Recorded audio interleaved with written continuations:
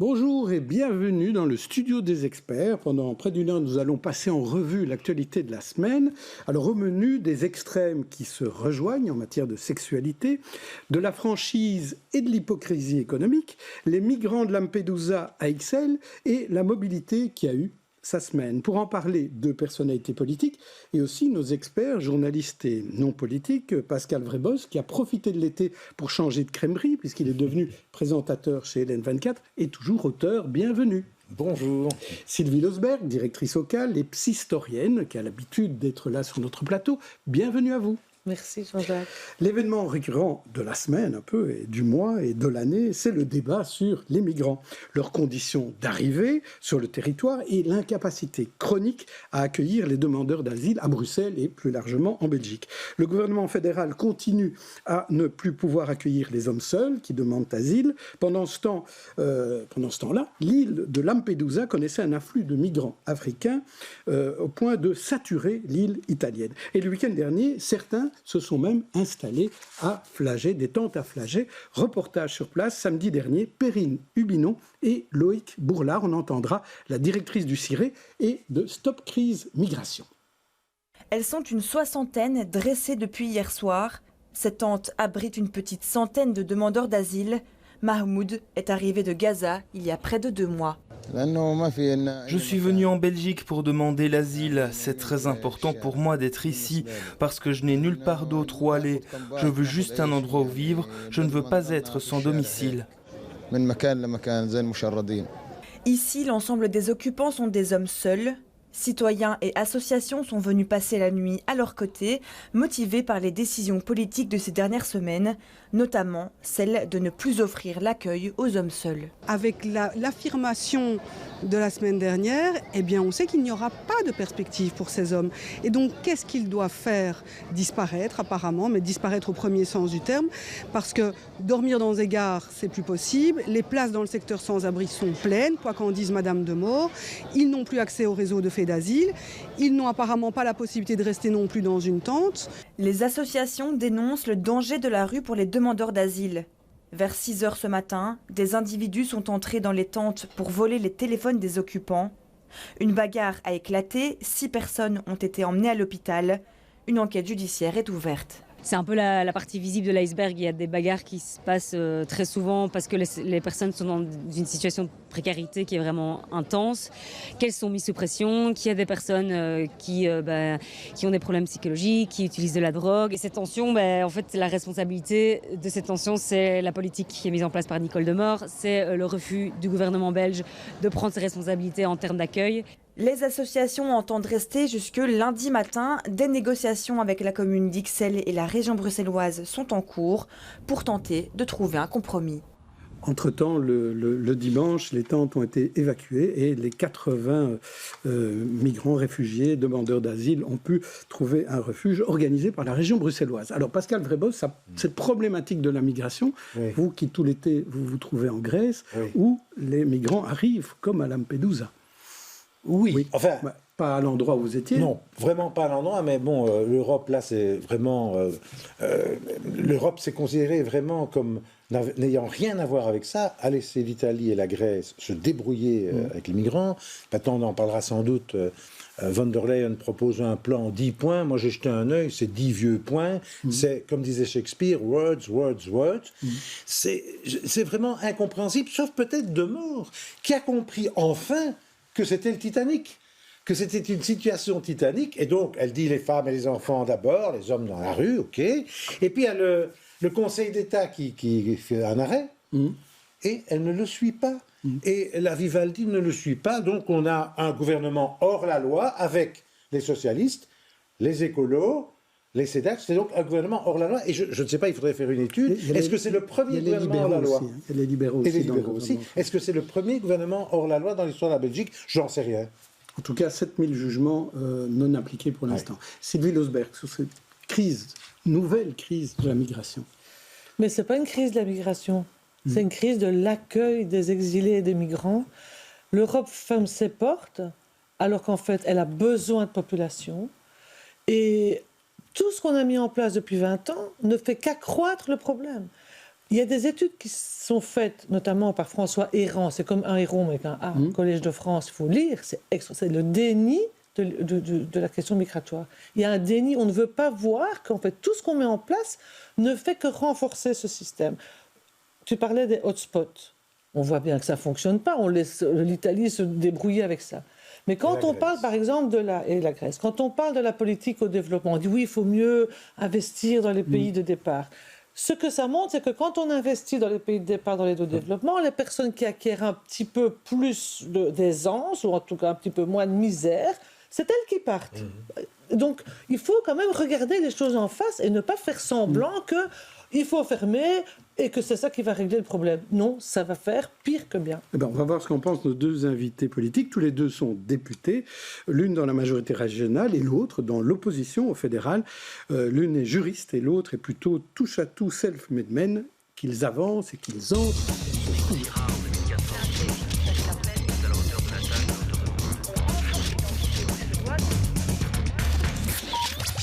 On accueille donc Véronique Jamoul, qui est députée bruxelloise du Parti socialiste, et Nabil Boukili, député fédéral pour le PTB, Parti du Travail. Alors, on va commencer par vous, Nabil Boukili, peut-être sur un avis d'opposition, parce que vous êtes à l'opposition fédérale parce que vous êtes à la Chambre, mais aussi opposition à la région. Est-ce que, dans ce cadre-ci, on va commencer peut-être par la région, est-ce que la région a fait son boulot dans le cadre de ces tentes installées à Flagey et qui finalement ont été enlevées le dimanche et les gens ont été relogés? Est-ce que c'est ce que la région devait faire? Le fait de reloger ces personnes, je pense que c'était une priorité quand on voit ce que ça a donné sur la place Flagey. Et c'est des images qu'on revoit depuis quand même quelques années, que ce soit à côté du petit château ou quoi que ce soit. Donc la région a bien fait de reloger ces personnes. Maintenant, ça ne règle pas le problème qui reste encore présent. Et je pense que la grande responsabilité est au niveau fédéral. Donc la région a fait le boulot du fédéral, c'est ça que vous voulez dire?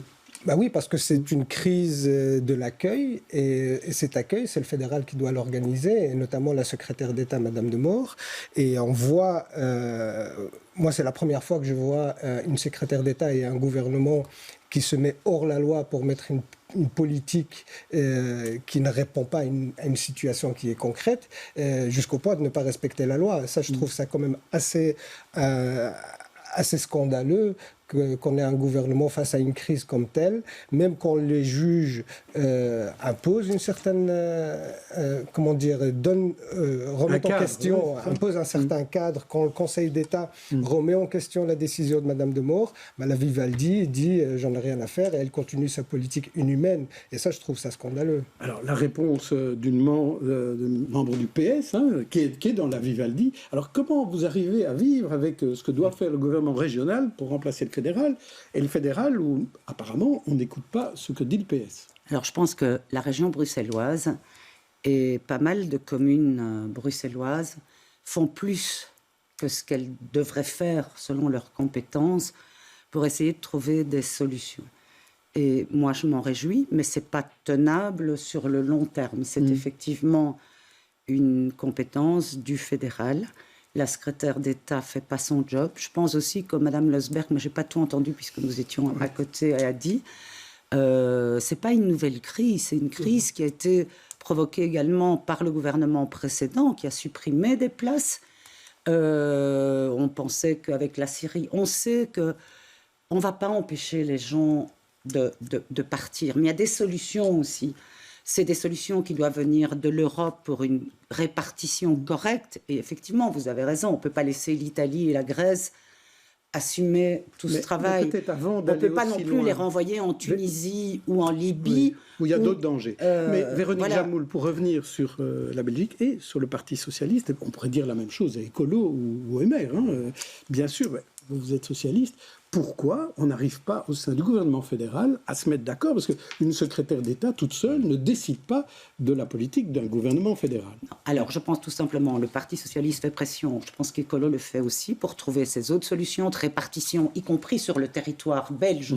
Pas seulement Il n'est pas logique que Bruxelles soit la seule, pratiquement, avec quelques autres grandes villes, et c'est le propre de toutes les villes en Europe. Mais on fait le travail pour insister, pour trouver des solutions. Sur la crise.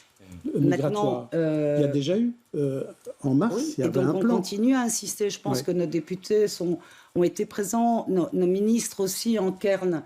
Est-ce qu'il y a un moment où il faut claquer la porte ? C'est faire tomber le gouvernement. Oui. Est-ce que c'est une avec solution ? La crise qui est là, avec toutes les responsabilités qu'on a sur le dos, vous pensez que nos concitoyens... Alors, moi, c'est un sujet qui me tient particulièrement à cœur. Et je pense aussi, pour avoir accueilli beaucoup de jeunes en demande d'asile, je les vois aujourd'hui, c'est la fierté aussi du travail des associations, des bénévoles sur le terrain. Ces jeunes ont tous un travail, et la plupart dans des métiers en pénurie. Il y en a un qui est soudeur, il y en a un autre qui construit des vélos, il y en a un autre qui est aide-soignant dans un home pour personnes âgées. Et ça, c'est la fierté. On a besoin de ces gens. Leur autoriser à travailler. Ça pourrait... Aussi, c'est ce que demande le problème aussi des sans-papiers. Et donc, il faut qu'on continue à travailler. Mais il faut aussi qu'on ait un travail pédagogique pour convaincre nos citoyens que ces gens ne viennent pas prendre leur place, qu'ils sont complémentaires par rapport à des besoins de nos sociétés. Est-ce qu'il ne faut pas d'abord convaincre les autres parties ? Et qu'ils sont une richesse. Et convaincre les communes, surtout, qui ne veulent pas les voir. C'est toujours les mêmes aussi, hein, qui les acceptent et les mêmes qui ne les acceptent pas. Ça aussi, il faut le savoir. Nabil Boukili, du côté de l'opposition, on a beau jeu de dire il y a un problème, personne ne fait rien, voilà. Mais quelles sont vos solutions pour accueillir ces réfugiés ? Qu'est-ce qu'il faut faire ? Très concrètement, très pratiquement. En tout cas, comme ça a été dit, il y a le gouvernement précédent qui a supprimé des places. Je pense... Non, mais qu'est-ce qu'il faut faire ? Le passé, c'est le passé, finalement. C'est ça. Aujourd'hui, ce qui intéresse les gens, c'est qu'est-ce qu'il faut faire aujourd'hui ? Mais d'ouvrir des places pour l'accueil. Donc, davantage de places pour l'accueil. Davantage de places pour l'accueil. Et aussi, par exemple, on voit qu'au niveau des faits d'asile, moi j'ai rencontré des travailleurs de faits d'asile qui ne peuvent pas faire leur boulot parce qu'il y a un manque de personnel qui est énorme. Donc augmenter le personnel de faits d'asile. Mettre les moyens nécessaires pour répondre à la crise d'accueil qu'on rencontre ici. Et aussi, au niveau européen, mettre en place, par exemple, développer les voies légales par lesquelles on peut avoir ces réfugiés. Parce qu'aujourd'hui, le fait qu'on ait une crise de réfugiés ici en Europe, c'est aussi parce qu'il n'y a pas de voies légales par lesquelles ils peuvent faire des demandes pour être accueillis au niveau européen. C'est toujours par pays. Oui, et mettre en place aussi une répartition au niveau européen, une répartition équitable et ainsi de suite, et aussi un cadre qui est cohérent. Par exemple, des réfugiés palestiniens en Autriche, ils n'ont pratiquement pas de chance d'avoir le statut d'asile, alors qu'en Belgique, ils peuvent l'avoir. Et vice-versa, pour les Afghans, en Belgique, c'est compliqué, mais dans d'autres pays, c'est plus simple. Donc, il faut une politique aussi cohérente à ce niveau-là. Et surtout, moi, je pense qu'il y a un élément principal, c'est les causes de cette migration. On voit que les migrants qui sont sur le territoire européen aujourd'hui viennent d'où ? De Libye, d'Afghanistan, et ainsi de suite. C'est des pays où il y a eu de Syrie, où il y a eu des guerres. Mais aujourd'hui, avec tous les coups d'État qu'il y a en Afrique, on peut s'attendre peut-être à d'autres personnes qui vont arriver et qui auraient tout à fait le droit de demander l'asile. Mais aussi de remettre en question notre politique étrangère, parce que les guerres en Libye, en Afghanistan, et ainsi de suite, on était partie prenante dans ces guerres. On a été faire la guerre dans ces pays-là. Vous voulez dire que c'est de notre faute s'ils viennent chez nous ? S'ils préfèrent venir en Europe que rester chez eux ? C'est que la guerre, ça je pense que personne sur ce plateau ne peut nier, la guerre est une des sources principales de ces vagues de migration. Et quand ces guerres, nous, on y est impliqués, peut-être qu'on doit revoir notre politique étrangère et peut-être favoriser la diplomatie aux interventions militaires. Aussi au niveau de la coopération avec des pays du Sud, je prends l'exemple de l'Afrique par exemple, de développer une coopération qui est plus favorable à ces pays-là pour développer l'économie au niveau du continent africain, pour qu'il y ait des perspectives sur le continent pour rester sur le continent. Oui, et pour éviter pour l'instant, c'est pas le chemin que ça prend. Mais donc voilà, c'est un cadre qui est très global et pas juste... Parce que pour l'instant, il y a une concurrence entre les pays d'Europe et d'ailleurs pour attirer les cerveaux d'Afrique notamment. Donc ça prend pas du tout le chemin que vous dites, hélas. Sylvie Losberg. Oui, il me semble qu'il y a quand même un élément, un soubassement raciste à la façon dont le débat est posé aujourd'hui. On n'a pas de problème à accueillir des Ukrainiens et des Ukrainiennes, mais quand ce sont des Africains subsahariens, alors là, il y a difficile. Oui, parce que je crois que, au fond, la mise en danger de l'état de droit par la décision de Nicole Demore, ça nous montre que le discours raciste d'extrême droite qui est en filigrane de sa lecture. Ah, c'est les hommes. Mais, enfin, ça fait le jeu, je dirais, d'une mise en péril de la démocratie. Ça veut dire que tous les partis de la Vivaldi ont cette arrière-pensée Non, parce que je pense qu'ils sont pris en tenaille entre les échéances électorales avec les gros dossiers, l'inflation, etc. Et une secrétaire d'État. Ça, j'en sais rien. Moi, je ne suis pas une politique. Ce que j'essaie de montrer, c'est que la dimension humaine est tout à fait absente et que nous sommes tous des exilés. Nous venons tous d'ailleurs et qu'aujourd'hui, la lecture qu'on donne en Belgique, et j'en suis vraiment honteuse, et elle a débuté avec la mise à l'écart des étudiants africains il y a une petite dizaine d'années qui avaient beaucoup de possibilités pour venir étudier en Belgique, notamment les Congolais, et qu'on a rejeté. Et depuis, ça ne fait qu'empirer. Cette dimension me semble quand même importante. Pascal Vrébos. Mais moi, il y a quelque chose qui m'a frappé et dont on a très peu parlé chez nous, c'est le ministre de l'Intérieur français, Darmanin, qui a dit « Ah non, les gens de Lampedusa, nous, on n'en veut pas. Non, mais on veut bien aider les Italiens à les ramener chez eux. » Et ma question, la Belgique a la même position. Moi, j'ai lu que la Belgique avait exactement la même position. Donc nous, si on ne va pas accueillir des Lampedusa, on ne va peut-être pas les reconduire. Ça, je n'en sais rien.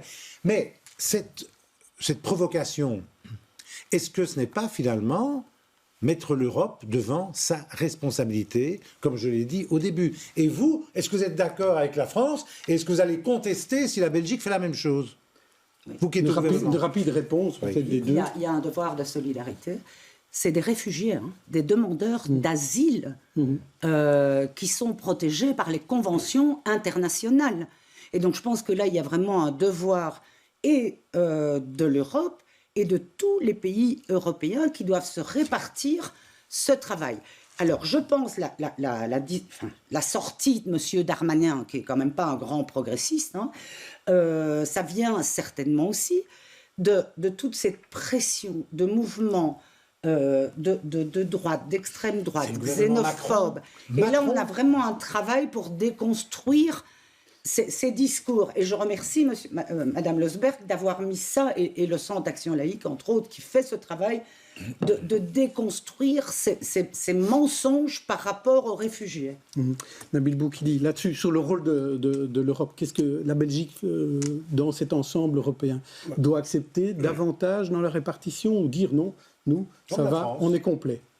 Non, je pense que la réponse de la France, qu'elle soit celle de la France ou de la Belgique, n'est pas une bonne réponse. Elle ne règle pas le problème. C'est rejeter le problème et laisser les Italiens et les Grecs gérer cette crise. Ce n'est pas ça une réponse politique. Je pense qu'il faut une solidarité au niveau européen, une répartition solidaire, une répartition juste et trouver des solutions. Vous êtes pour l'Europe, finalement. Ah, mais on n'a jamais été contre l'Europe. Le fait de ne pas être pour une Europe libérale et d'austérité, ça ne veut pas dire qu'on n'est pas pour une Europe sociale et solidaire. On l'a précisé. Je voudrais revenir sur les animations Evras. Pendant la semaine, on a voté ces animations Evras obligatoires désormais dans 2 années de la vie scolaire des étudiants. Donc, c'était voté au Parlement francophone bruxellois, c'était mercredi, voté à l'unanimité, moins une abstention, celle de Pierre Compagnie, des engagés, qui était à votre place, Nabil Boukili, la semaine dernière. Mais intéressons-nous aussi à ceux qui s'en méfient de cet Evras, car il y a eu des prises de parole parfois inquiétantes, des incendies criminels, bref, beaucoup de manifestations d'inquiétude. Et à propos, une manif a d'ailleurs eu lieu dimanche dernier. Perrine Hubinon et Karim Fahim y étaient. Evras, casse-toi, un slogan incisif répété par ses parents en colère sur la place de l'Albertine. Je suis totalement contre ce nouveau programme. Je pense que la ministre de l'Éducation devrait se concentrer sur l'accord des professeurs et sur leurs connaissances. Plus de 1500 personnes se sont rassemblées pour faire entendre leur opposition à l'Evras. Depuis cette rentrée, une animation d'éducation à la vie relationnelle, affective et sexuelle est donnée 2 heures par an aux élèves de 6e primaire et de 4e secondaire. Safia est maman d'une fille de 7 ans.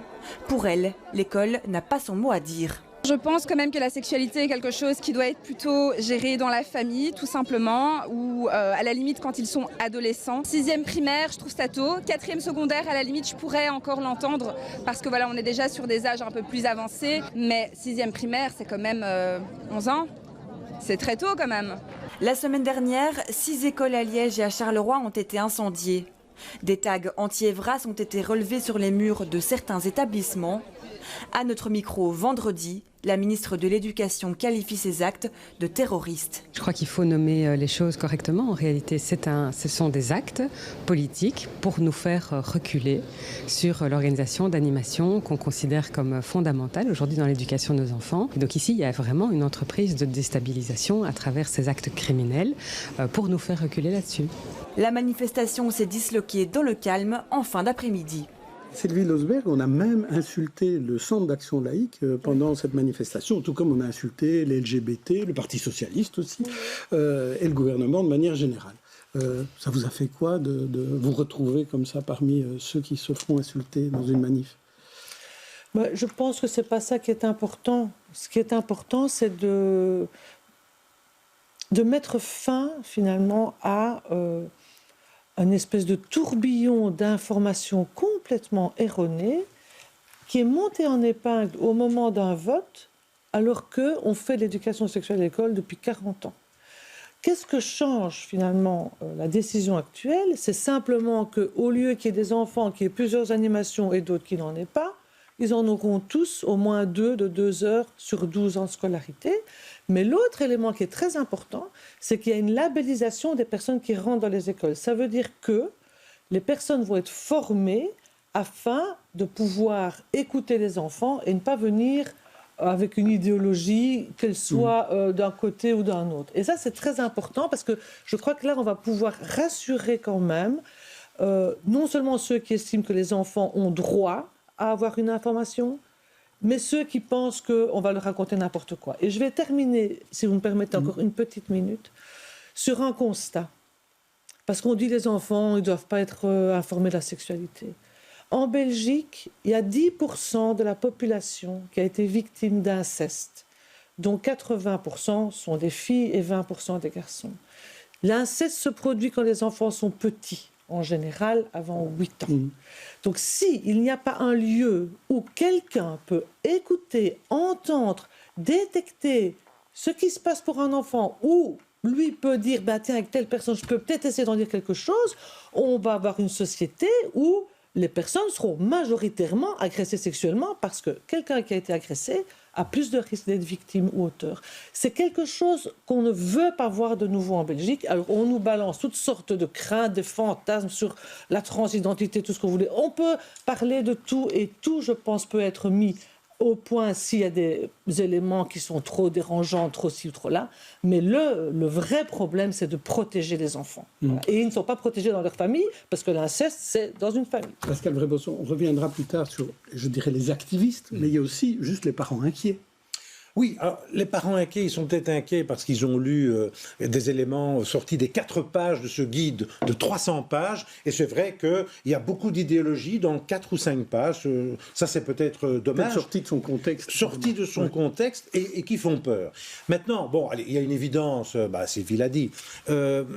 Dès l'âge de 6-7 ans, les enfants, à partir d'un clic, peuvent tomber sur des sites de pornographie, où là, on est dans une écriture de la sexualité qui doit être absolument décodée, parce que, on le sait, la pornographie fait des ravages après sur la sexualité des gens. Donc, ces pauvres petites 4 heures, mais c'est la moindre des choses, avec des spécialistes. Mais, et c'est là que j'ai envie quand même de pousser un coup de gueule, on avait promis en 98 qui est un cours de citoyenneté de 2 heures, où il y aurait la philosophie, l'histoire comparée des religions, l'éducation sexuelle et, ce qui me tient à cœur, l'éducation aux médias.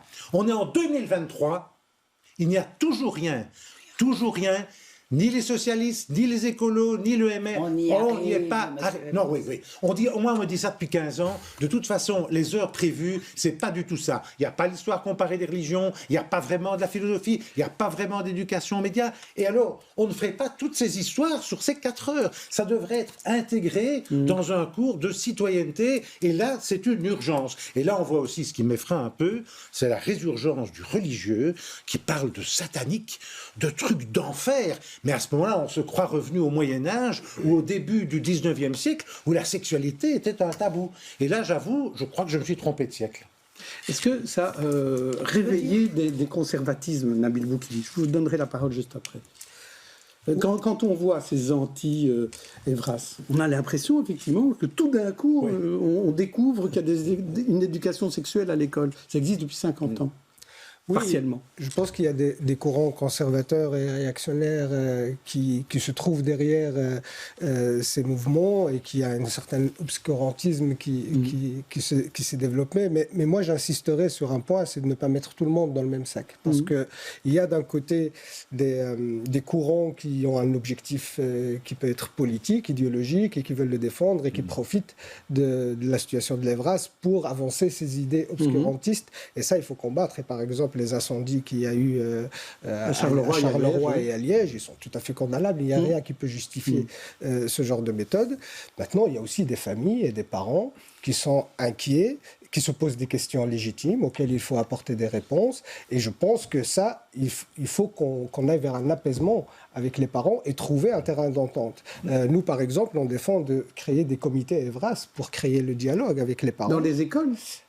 Dans les écoles, par exemple, il y a une échevine socialiste à la Louvière qui a proposé l'idée de créer des discussions et des dialogues avec les parents pour la mise en place des écoles. Bien sûr qu'on soutient. Parce que je pense avec le PS de temps en temps, quand même. Mais quand il y a des bonnes choses qui sont faites, on est d'accord. Mais parce que je pense que des sujets aussi sensibles, aussi importants de notre société ne peuvent pas se faire sans qu'il y ait un dialogue et une concertation avec les parents. C'est comme ça qu'on peut apaiser les choses et pas autrement. Véronique Jamoul, est-ce que vous avez une idée de qui est derrière cette nébuleuse de conservateurs obscurantistes, comme disait Nabil Boukili? Bon, ils ont été cités par la presse, certains. Il y avait Civitas, qui est quand même une association qui a été suspendue en France pour ses côtés, ou qui est en train d'être suspendue pour ses côtés ultra-droite, xénophobes, homophobes et toute une série de choses. Mais moi, je ferai la distinction. Il n'y en a pas que. Comment? Là, vous ne citez que. Oui, mais vous ne citez que les catholiques. Non, mais il y en a d'autres aussi. Ah oui, il bien faut sûr. les citer aussi. Oui. Il y a aussi des associations musulmanes. Excusez-moi. Mais c'est clair. Et je pense que c'est effectivement des associations réactionnaires, conservatrices. Il y a peut-être plus que ça aussi, des formes de déstabilisation, de complotistes des institutions, avec la méfiance qu'on instille. Ça, c'est une chose. Par contre, je pense qu'il faut respecter certains parents qui, en toute bonne foi, parce que mal informés, ont peur. Alors, c'est en leur expliquant que c'est quand même mieux des professionnels contrôlés dans un cadre, dans l'école, choisi par l'école, en concertation avec toutes les équipes pédagogiques qui vont faire ça, 2 heures. Bon, et il faut qu'on démonte les mensonges, parce qu'il y a eu vraiment des mensonges terribles qui ont été... oui, mais ils sont toujours là, et ils n'ont pas disparu. Non, il y a dans toutes les écoles, enfin dans beaucoup d'écoles, dans beaucoup d'associations aussi de quartiers, du travail qui se fait avec les parents. Il faut rappeler quand même que 23... Il y a eu des statistiques, vous avez cité ceux sur l'inceste, ceux aussi sur des jeunes qui ont été nourris de pornographie dès 11 ans sur Internet, un simple clic, pensent que la violence excite une fille. Enfin, il y a eu des sondages qui ont été faits. J'espère que dans les 4 heures d'animation, on aura le temps d'expliquer ça.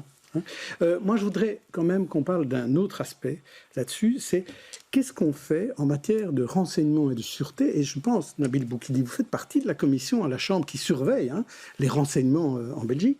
Et est-ce qu'on ouvre des enquêtes comme ça sur ces activistes, qui soient islamistes ou qui soient ultra-conservateurs, intégristes, catholiques? Est-ce qu'il y a des enquêtes qui sont ouvertes? Est-ce que la Chambre demande qu'il y ait des enquêtes ouvertes contre ces personnes?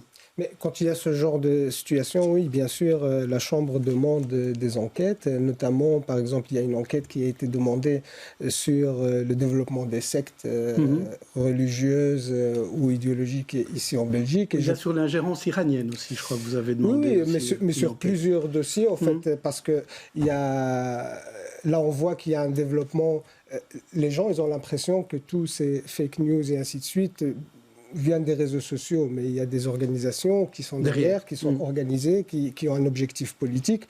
Et ça, il faut se renseigner et déterminer quels sont les responsables et voir qu'est-ce qu'on peut mettre en place pour éviter cette désinformation.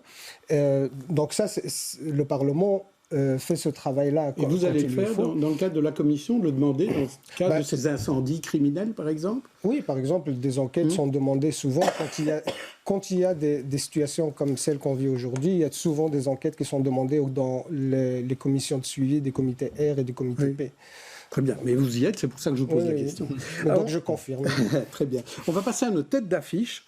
Je vais vous proposer à tous les deux une galerie de portraits de personnalités qui ont fait l'actualité de la semaine. À vous de choisir une personne qui vous inspire en bien ou en mal. Véronique Jamoul, on commence avec vous. Tout d'abord, Lou de Preek, artiste et producteur qui a rendu populaire les Hollywood Bananas, le punk et la samba, décédé à 77 ans. Lalouma Sadid, journaliste afghane, réfugié en Belgique et prix Henri de la Fontaine cette semaine. Tom van Grieken, président du Belang, accueilli aux Fêtes de Wallonie, ou Philippe Résimond, qui incarne Raymond Goethals dans la mini-série Tapis, qui est diffusée sur Netflix. Il fait ça d'ailleurs pas mal, avec la cigarette tombante comme il faut. Alors, qui choisissez-vous? Lou, Lalouma, Tom ou Philippe? Lalouma. Oui. Parce qu'elle est le symbole de combat de femmes pour leur liberté. Parce qu'elle a reçu le prix Henri Lafontaine, il faut quand même... Beaucoup ont oublié qui était ce grand monsieur qui a combattu, prix Nobel d'ailleurs, pour la paix, qui a combattu pour la science, pour la paix. Et donc, je pense, pour moi, c'est une évidence. Vraiment symbole du combat des femmes pour leur liberté et parfois au prix de leur vie. Ouais. Est-ce qu'on va inviter Tom van Grieken à la fête de l'Iris? J'espère que non. Ouais, très bien, le message est passé. Nabil Boukili, on vous propose 4 autres personnes. Calvin Soares, le nouveau président du Parlement francophone de Bruxelles. Yves Copiters, l'infectiologue de la télé qui passe aux engagés dans le Brabant wallon. Muriel Robin, qui a révélé qu'une ou un homo n'avait pas de carrière possible au cinéma. Ou Francisco Botero, qui a disparu le week-end dernier. C'était un des derniers grands peintres du XXe siècle. Qui choisissez-vous, Calvin, Yves, Muriel ou Francisco?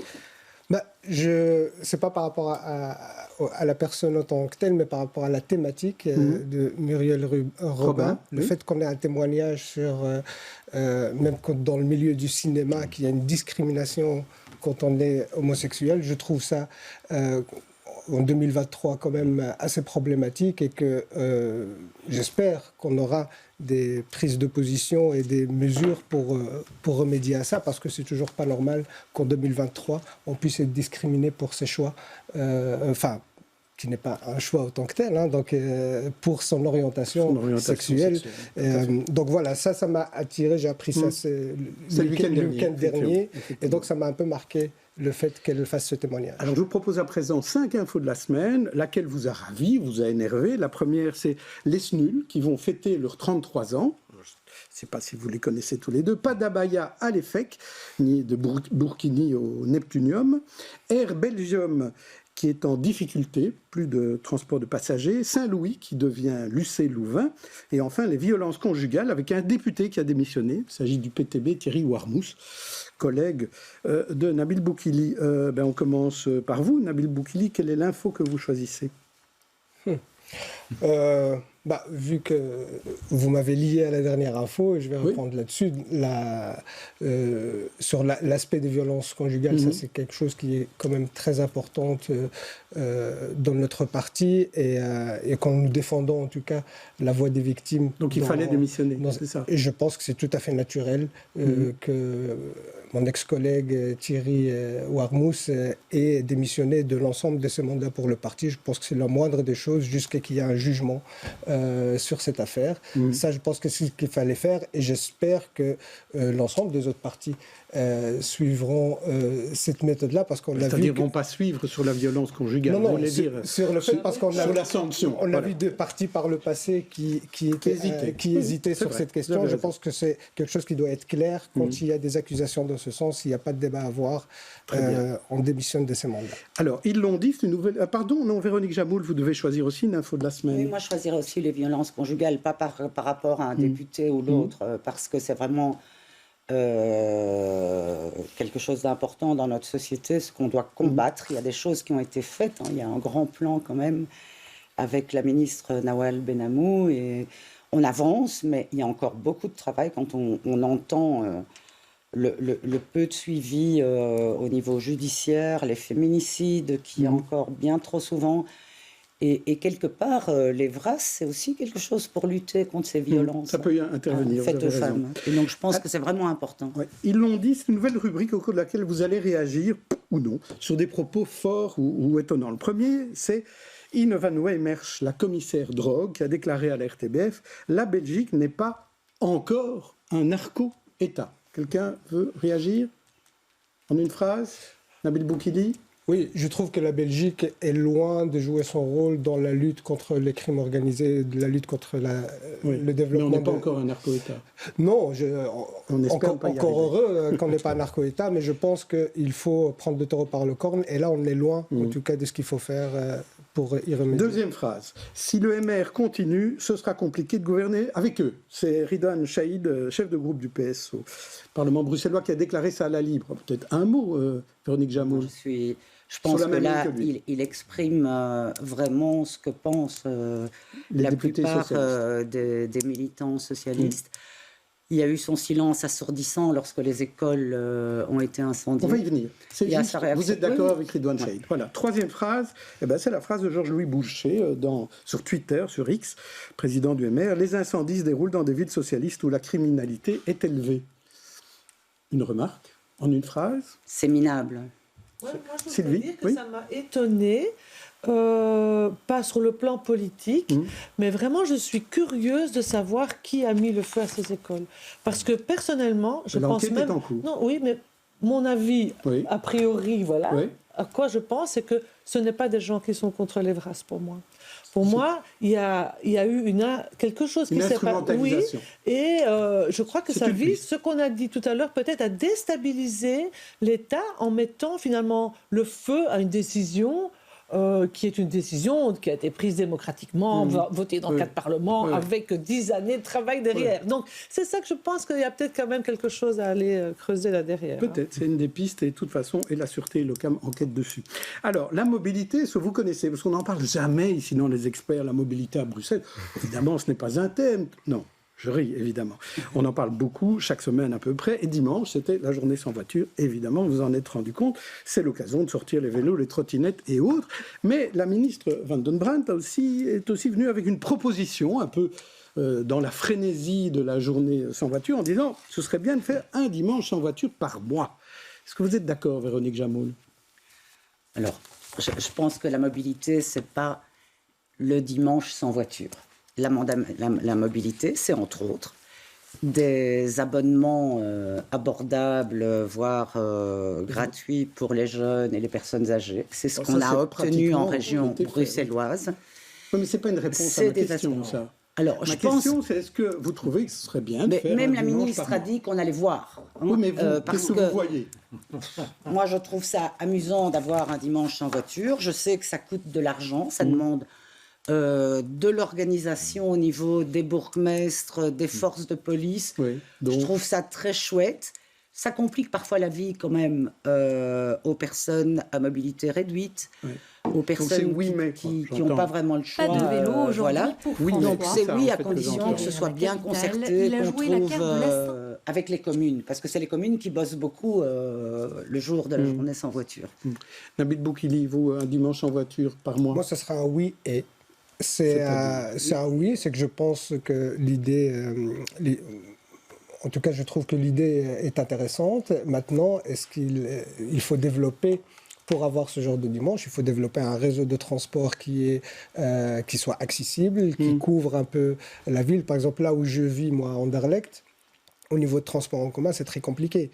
Et donc, si je veux une journée sans voiture, ça serait très bien d'avoir un réseau de transport qui soit performant. Les autres jours aussi, pas seulement le jour là. Non, mais c'est pour ça. C'est pour avoir ce genre de dimanche une fois par mois. Ça consiste d'avoir un réseau de transport bien développé et accessible. Et là-dessus, oui, je ne vois pas de problème à ce niveau-là. Sylvie Losbert, en un mot là-dessus sur le... Non, moi je trouve qu'il ne faut pas faire des dimanches sans voiture tout le temps. Ça a permis de montrer que ça fait vraiment baisser la pollution à la fois de l'air et sonore. Ce qu'il faut, parce que le dimanche sans voiture, en fait le problème c'est la voiture. Je ne suis pas d'accord avec ça. Je pense que le plan Good Move, c'est très bien parce que maintenant on a appris à être multimodal, à prendre la trottinette, le vélo, le tram et parfois la voiture ou le bus, et que c'est ça qu'il faut mettre en évidence. Et il ne faut pas criminaliser les automobilistes. Il y a des gens qui n'ont pas d'autres moyens. Donc je trouve que dire la journée sans voiture, c'est la solution. Pour moi, ça ne va pas. Voilà, Pascal Vrébos, vous, le dimanche, pendant des années, vous avez travaillé. Donc vous avez souffert. C'était un cauchemar. J'étais obligé d'aller en voiture. Je ne pouvais pas aller en vélo costumé pour la télé. Et j'étais insulté. C'était très, très compliqué, des gens qui ne comprenaient pas. Un vrai cauchemar. Et donc maintenant, moi, on peut faire un dimanche sans voiture tous les dimanches. Mais ce serait peut-être intéressant de faire un dimanche ou un jour de semaine sans vélo et sans trottinette pour les piétons. Parce que moi, je suis essentiellement piéton à Bruxelles. Et donc juste les transports publics et les piétons. Et les piétons, ou peut-être même les voitures. Mais en tout cas, sur les trottoirs, les piétons sont en danger. Moi, je suis un piéton bruxellois et je me sens beaucoup plus fragile qu'avant. J'espère qu'il y aura des choses qui vont changer. Mais parce que franchement, il y a beaucoup d'accidents et il y a un problème. Il faut respecter le code de la route. Piétons, trottinette, vélo et voiture. Voilà. Alors, autre sujet de mobilité, et on en vient peut-être à de l'actualité dans la semaine, avec le ministre du Budget a dit qu'il fallait faire financer le métro, l'élargissement du métro par la Smart Move, par cette taxe. D'autres ont dit non, il n'en est pas question. Qui doit financer le métro? Est-ce que c'est une bonne idée, d'après vous, Véronique Jamoul? Passer par Smart Move. Du côté socialiste, on a dit plutôt non. Non, la taxe kilométrique. Oui. Alors, si c'est pour amener des financements en plus, ça veut dire qu'on augmente la fiscalité de toute façon, tous les citoyens. Pour financer le métro, c'est quand même les Bruxellois qui vont payer. Alors, il y a Bruxelles et le métro bruxellois ne servent pas qu'aux Bruxellois.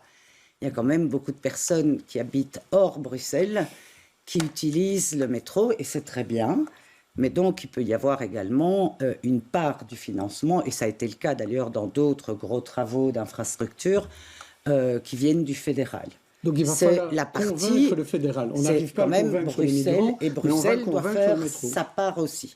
La solution, ce n'est pas une taxe sur kilométrique qui va toucher toutes les personnes, tous les Bruxellois, quel que soit leur revenu, une taxe en plus. Il faut savoir, il y a des gens, moi je pense aux infirmières à domicile, aux aides ménagères, qui parfois doivent se déplacer très vite d'un domicile à l'autre et qui ont des petites voitures, qui déjà, c'est compliqué quand il va falloir les remplacer parce qu'elles ne seront plus aux normes. Je pense aux malades, par exemple. Quand j'avais de la chimio, je ne pouvais pas aller en transport en commun faire mes traitements parce que j'avais un problème d'immunité.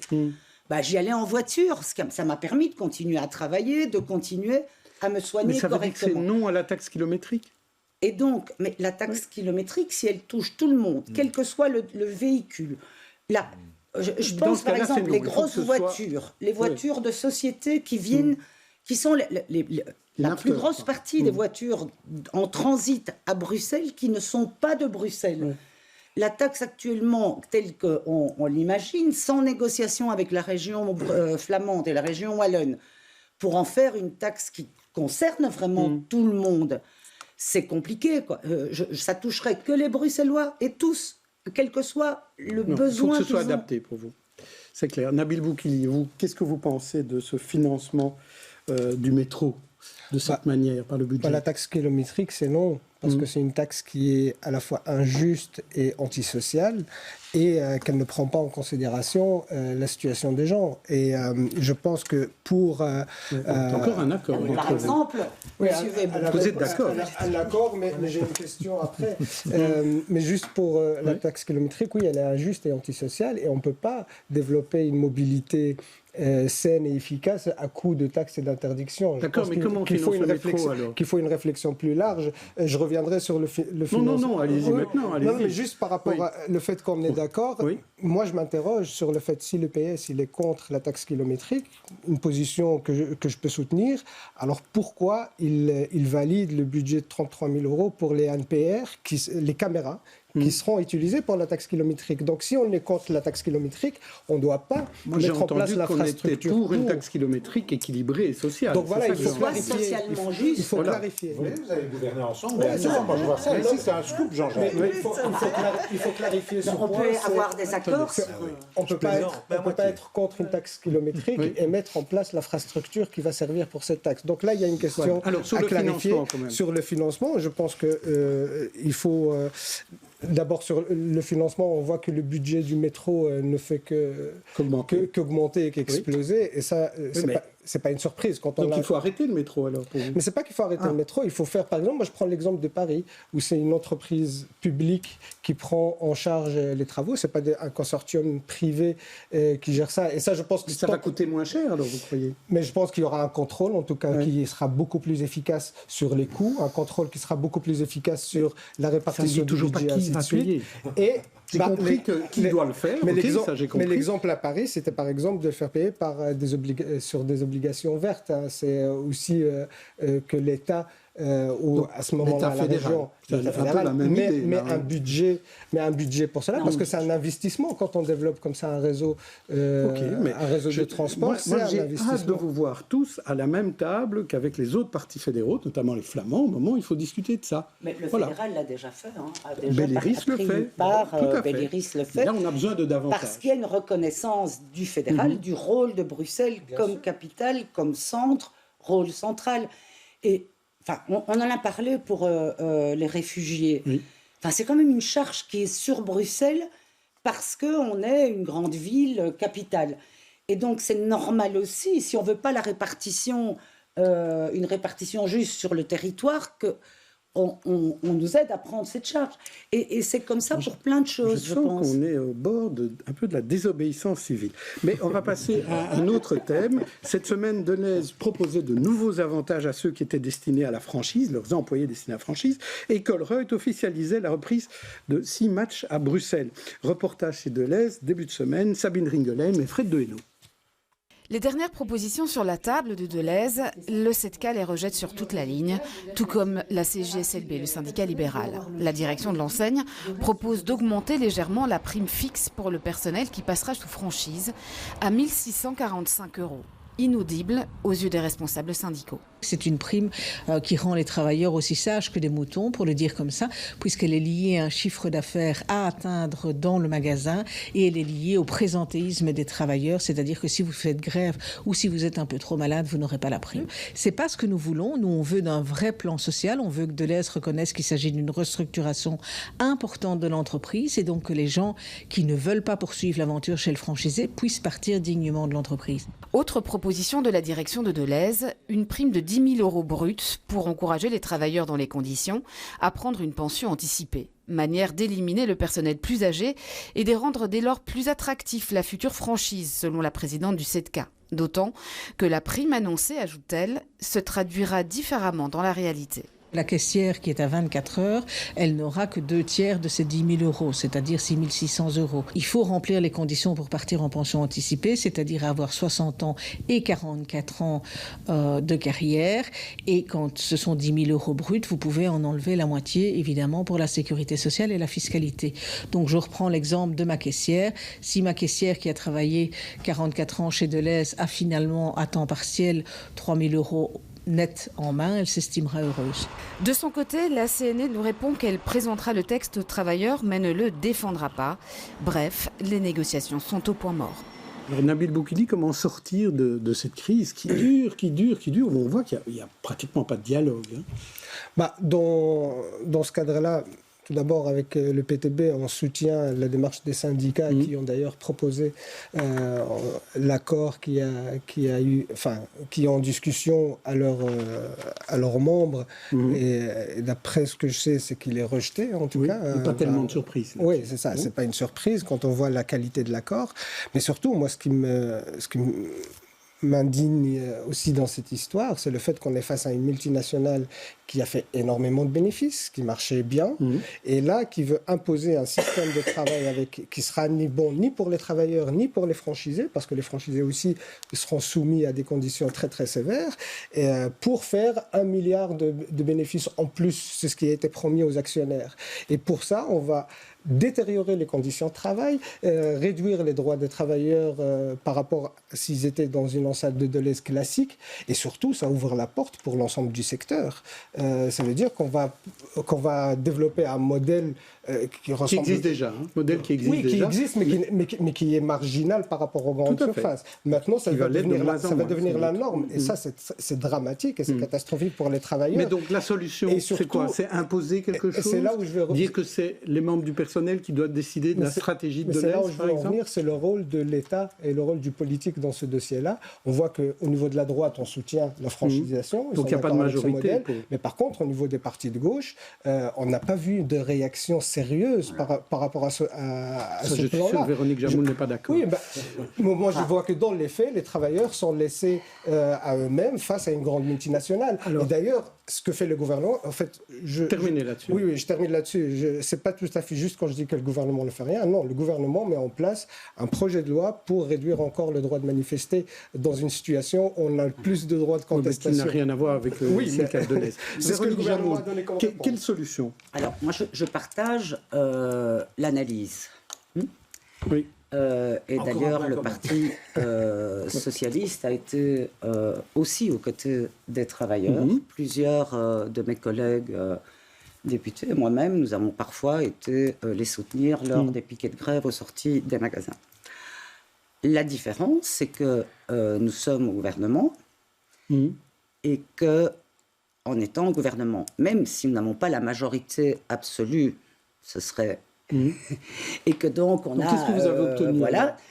Donc, c'est le ministre d'Hermagne a mis sur la table un projet qui permet de garantir mieux, dans des cas de problématiques comme ceci, de limiter la franchise. C'est que celui qui, Deleuze, devrait continuer à garantir certains droits des travailleurs et aussi être co-responsable du franchisé. C'est aussi une aide quand même parfois à des petits indépendants, parce que, qu'on le veuille ou non, ici, on est parfois devant des faux... Quand j'entends que d'anciens directeurs de Deleuze sont en train de reprendre...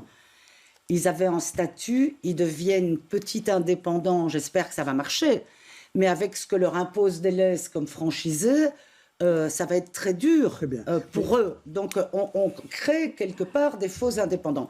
Le ministre d'Hermagne a fait 2 choses essentielles. Un, il a obligé quand même la direction de Deleuze de revenir à la table avec les syndicats, parce que ce qui nous tient beaucoup, c'est la concertation sociale. C'était hier après-midi. Je n'ai pas encore les infos sur ce qu'il en est sorti, mais en tout cas, c'était hier après-midi.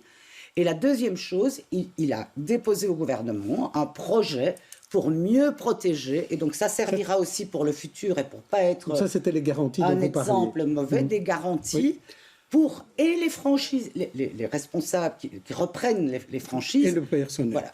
Et les Pascal travailleurs. Vrebosch, vous vouliez absolument parler de Deleuze. Oui, Deleuze est devenue une entreprise hollandaise pure et dure, n'est-ce pas, un capitalisme de choc. Et moi, ce que je constate, c'est que le politique, quoi que vous en disiez, je dis le politique, et les socialistes et les écolos en particulier, sont impuissants. Parce qu'avoir trouvé qu'une réussite, c'est de remettre le méchant Deleuze à la table avec les syndicats, c'est la moindre des choses. Non, mais c'est la moindre des choses. Mais on est bien sûr. Bon, alors, l'impuissance du politique face à la puissance du capital, Je crois que c'est tout.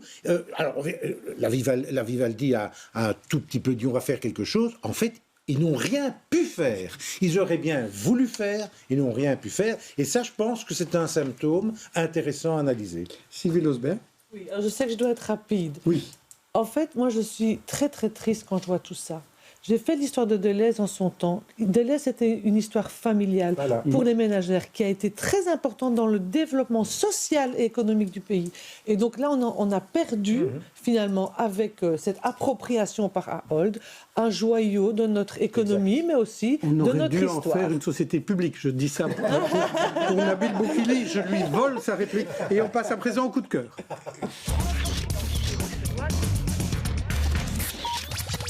Vous avez 10 secondes pour parler d'un livre. Eh bien voilà, c'est un livre que j'ai lu pendant les vacances, Les émotions cachées des plantes. C'est une mine de renseignements de Didier Van Coelhart. On y découvre plein de choses vraiment que j'ignorais, parce que moi je suis très attaché au vivant. Il faut se battre pour le défendre.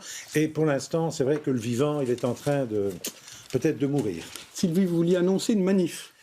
Oui, c'est un grand rassemblement jeudi, le 28 septembre, devant le Parlement européen, précédé d'une conférence au Parlement européen, pour obtenir enfin une garantie pour le droit des femmes qui vivent en Europe d'avoir accès à l'interruption de grossesse. Il faut savoir qu'en Europe, on a maintenant des femmes qui sont enceintes, qui veulent un bébé, qui ont un problème avec leur fausse couche et que les médecins de Roumanie, de Pologne laissent mourir à l'hôpital parce qu'ils ne veulent pas intervenir.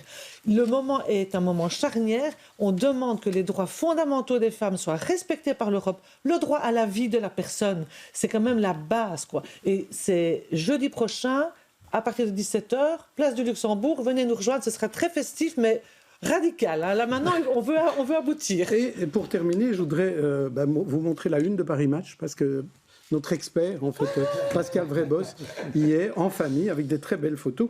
Pascal, vous changez de crèmerie à partir de lundi, donc c'est sur LN24. On ne va pas faire de pub, bon, on est sur BX1, mais enfin, si jamais on n'a rien d'autre à faire, on a déjà vu les visiteurs, on peut toujours aller voir Pascal. C'est à quelle heure? Entre 20 et 21h, le prime time. Très bien.